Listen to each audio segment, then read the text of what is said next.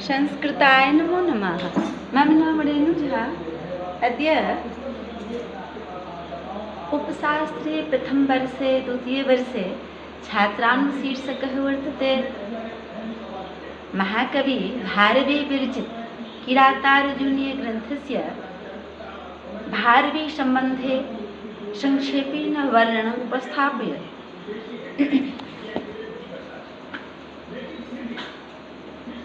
यद तो बच्चों ध्यान देना, हम समझाएंगे हिंदी में, तो संस्कृत में भी टॉप बना के दिए हैं ना, सब PDF बना के दिए हैं।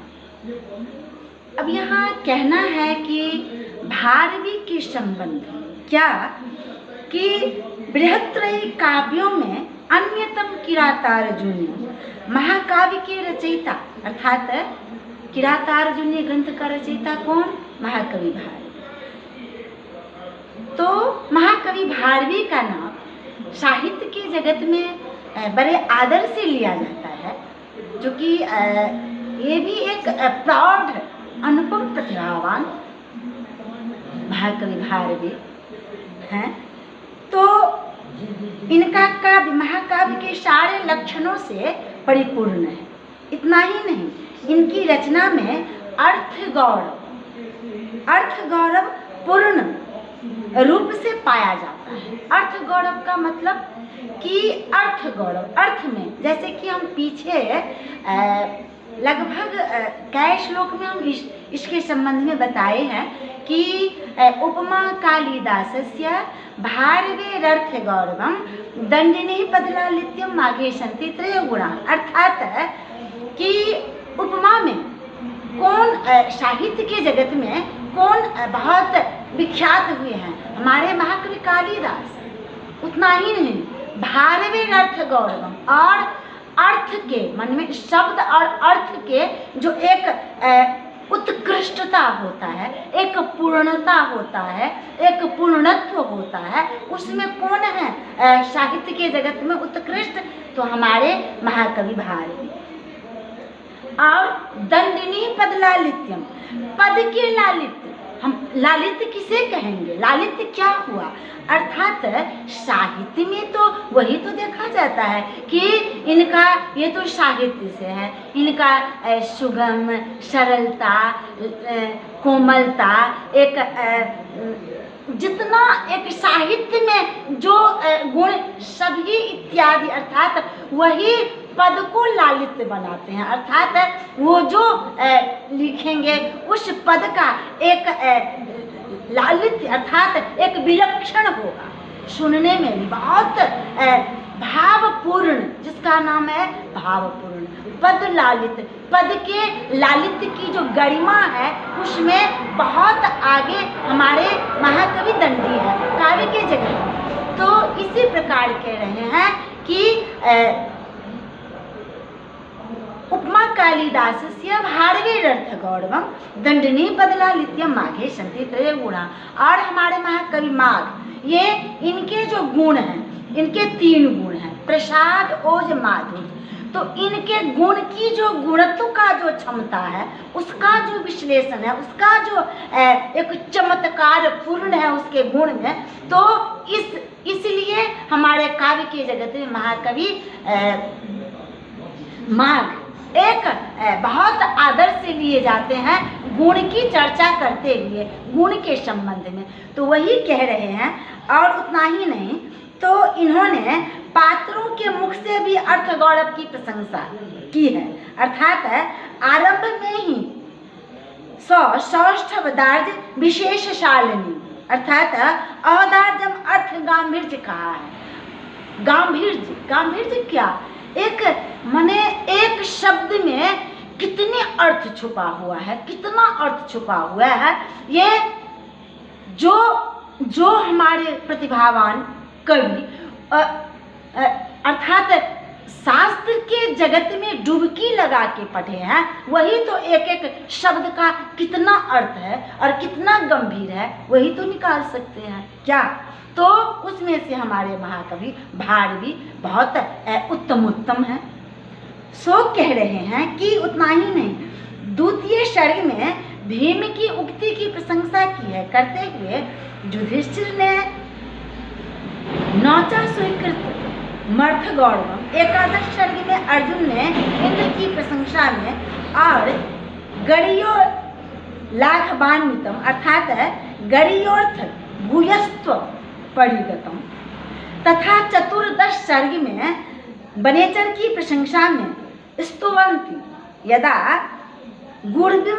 गुणविमविधेय संपदम, ऐसा कहा है। द्वितीय सर्ग के आरंभ में भीम की उक्ति में अर्थ गौरव देखिए। अर्थ गौरव कैसे? तो इस श्लोक के माध्यम से कह रहे हैं। कौन? हमारे महाकवि भारवी। अचिरेण परस्य भूयसी विपरीतां विगण्य चात्मनः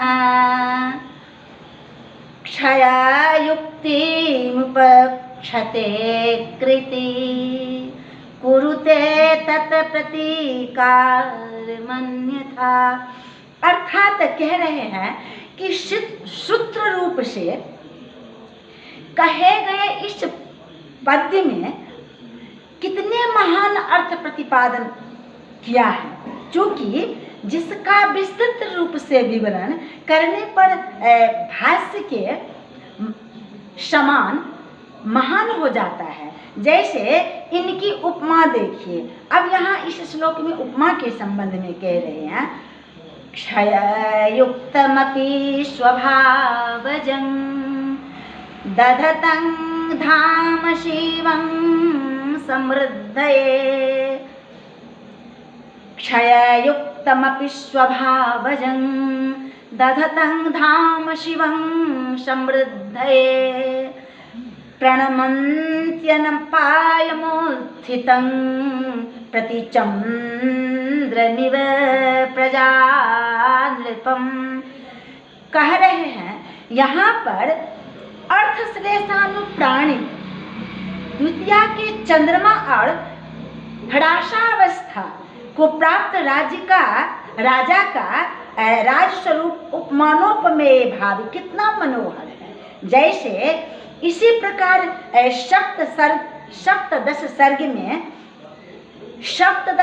के अंत में कह रहे हैं कि सभी युद्ध साधनों के समाप्त हो जाने पर जब अर्जुन समीप जाकर भगवान शंकर को मुक्के से छाती पर मारा है, उस काल का वर्णन करते हुए कवि ने कहा है इस श्लोक के माध्यम से अभरिषद इत्यादि। तो आगे फिर कह रहे हैं कि यक्ष और लक्ष्मी की अभिलाषा के साधनभूत पराक्रम की चर्चा यहाँ कह रहे हैं कि अभिलाषा से समीप में आए अर्जुन द्वारा उद्दंडता पूर्वक मुक्के से छाती में किए गए प्रहार को भगवान शंकर ने इस प्रकार सहन किया जैसे अत्यंत प्रिय वस्तु की लिप्सा से गोद में बैठकर हठी इकलौते दुलारे पुत्र द्वारा की गई उद्दंडता को बाल्यकाल में पिता सह लेते हैं। बिल्कुल।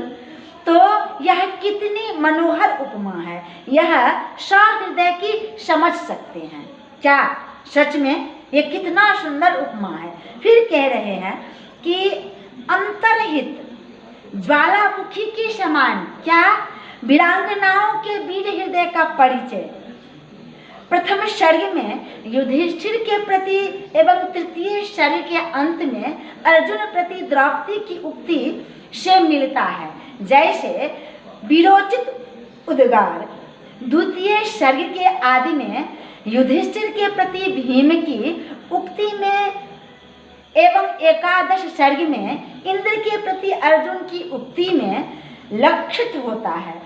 राजनीति का भी संक्षिप्त दिग्दर्शन द्वितीय सर्ग के महाराज युधिष्ठिर की उक्ति में होता है, उक्ति से होता है। जैसे इस श्लोक के माध्यम से कह रहे हैं, बलवानपि कोपजन्मनः तमसो नाभिभवं रुणाद्धियः क्षयपक्ष इवैन्दविः कला क्षयपक्ष इवैन्दवी कला सकला हंति सशक्ति संपदा। अर्थात इन्होंने जगह जगह पर बड़े मनोहर अर्थात एक सुंदर एक उत्कृष्ट ढंग से प्राकृतिक वर्णन किया है। चतुर्थ सर्ग में शरद का वर्णन देखने को मिलता है, देखने योग्य है। जैसे कह रहे हैं असावनास्था परया भधीरिता सरोरुहिण्या शिरसा नमन्नापि उपैति शोष्यन कलभः सहाम्बसा मनोभुवात तहिवाभिपाण्डुताम्। यह पकते हुए धान का कैसा सुंदर वर्णन है। क्या? पकते हुए धान का कैसा सुंदर वर्णन है। इनके द्वारा किए गए घने अंधकार का वर्णन अर्थात उत्प्रेक्षा अलंकार। क्या? उत्प्रेक्षा अलंकार के उदाहरण के रूप में अलंकारिकों ने उद्धृत किया है। इस श्लोक के माध्यम से कह रहे हैं हमारे महाकवि भारवी यद रंजितानु विविधा तरुशैलानामितं नु गगनं स्थगितं नु पुरितानु विषमे पुधरित्री संहृतानु ककुभस्तिवीरेण। यद किसी वस्तु का वर्णन ये बड़े नैसर्गिक रूप में करते हैं। द्वितीय सर्ग के अंत में महर्षि व्यास का वर्णन इस श्लोक के माध्यम से देखे गए अर्थात देखे जाते हैं। कह रहे हैं हमारे महाकवि भारवी मधुरैर्वशानिलम्भयन्नपि तेजञ्चिशमं